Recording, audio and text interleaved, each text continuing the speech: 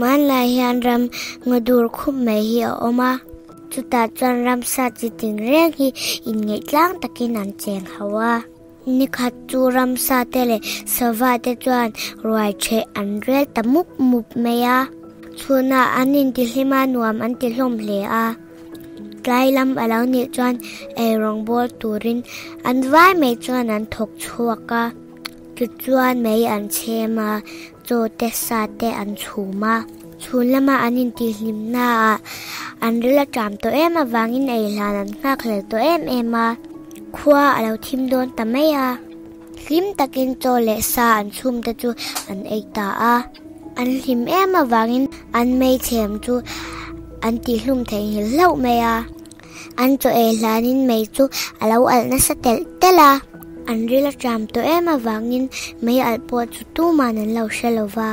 ti chuan mei chuan an bul vel ram chu akang ta vak meya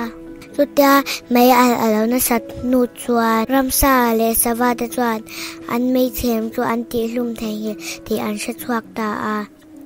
an cho e lai kal sanin an zawa chuan chhel tu men an buai ta luai meya sakhi le sa zu pui te chuan nim na te chu akan kai mai an lo ei vat fata ma se mei chu arong kang kai zel thawa sakai bak nei le savom te chuan ra hlum tungin an tum vela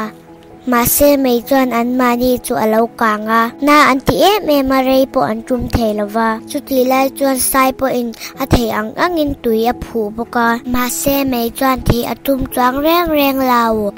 ati hlum tum tu te chu kan zel atum awangin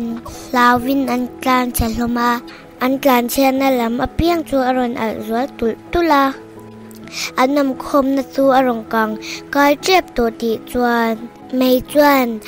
tu mai min ti hlum thei lawang ka kang zau vet don cheu ani ati chur meya ram sa te chu an mangang em a ti ngei na an shebok si lo mei chu an en top mai ni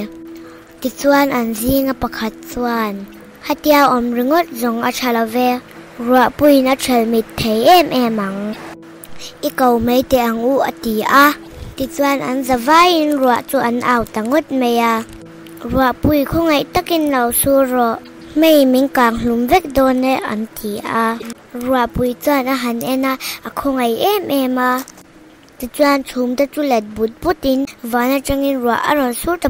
buan meya mei al zong chu aron ti hlum ta veka ram sa te chu an lom em a ruwa chu lom thu an shila